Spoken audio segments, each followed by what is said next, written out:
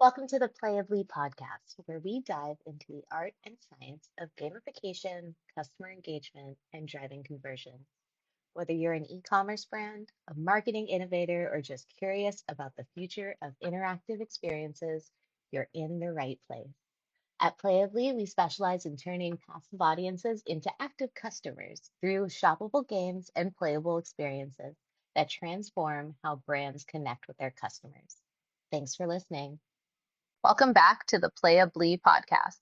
Today we're diving into something every brand owner wonders. Are conferences worth it? And if so, which ones should you spend your time and budget on? Totally. Actually, for many founders, conferences are a double-edged sword. You can walk away energized and with new business, or you can feel like you just blew money on flights, hotels, and sessions. We'll walk through how to tilt toward the winners. Let's start by comparing the big name shows with the niche ones. On the big side, you have retail/slash e-commerce standards like Shoptalk, NRF, DMEXCO Europe, and marketing/brand names like Inbound, ANA Masters of Marketing, or Gartner Marketing Summits. These bring scale, buzz, big speakers, and exposure. But they also come with high price tags, crowded halls, and stiff competition to be noticed.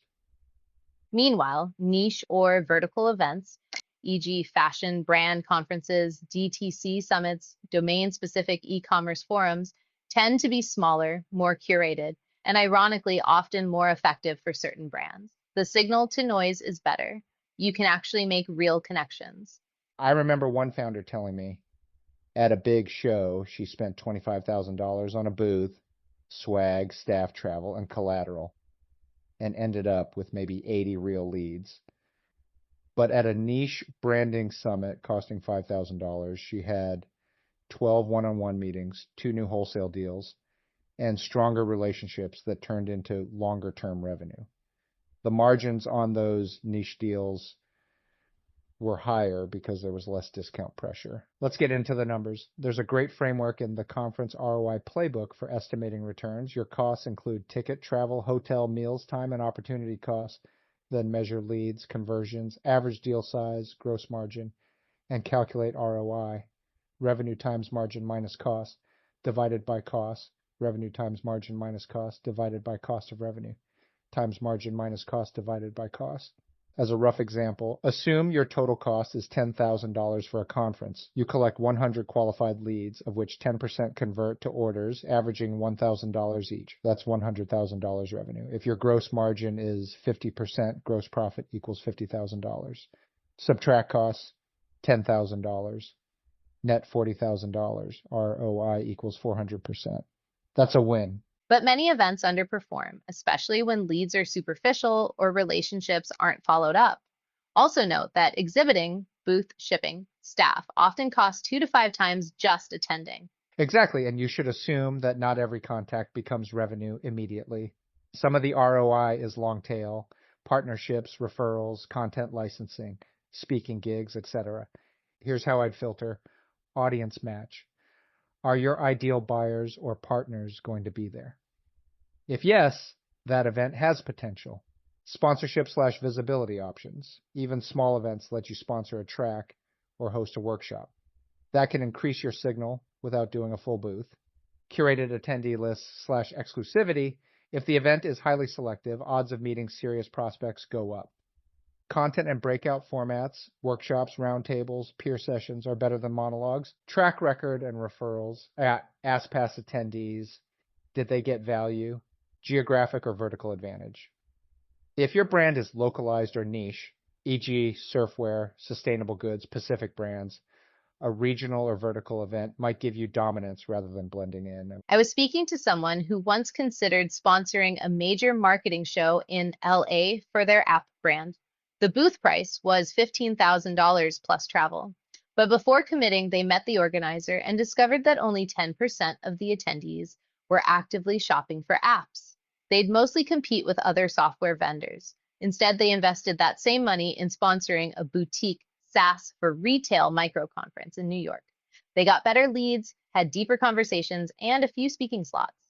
ROI was higher, Attendee makeup is really important to ROI. Can we talk about how some conferences will give away free tickets or even cover travel and hotel costs for attendees? Yes, huge point. A lot of newer or struggling conferences will pad the room with sponsored attendees just to inflate the numbers. On paper, it looks great. 1,200 attendees, but how many of those folks are actually your buyers? Exactly. And let's be honest, if someone took a free pass and a free trip to Vegas, are they there to buy or are they there to catch a few panels, sip free coffee, and party? Plus, it's not just the small and new conferences anymore. The big names are doing it too. Right? And that's not to knock those people. It's smart to take free professional development, but if you're a sponsoring brand, you're footing the bill to market to a crowd that might not even be in market. They're just enjoying the competition. I think in exchange, they make them take meetings with sponsors and vendors too, right? Imagine wasting time on a meeting trying to sell to someone who is just taking the meeting to get their trip paid for. They're not buying. Well, I don't have to imagine because that has happened to us at a few conferences. I had a founder friend who sponsored one of these newer TechX retail crossover events. The booth traffic was solid, but no follow through. She said it felt like Instagram engagement.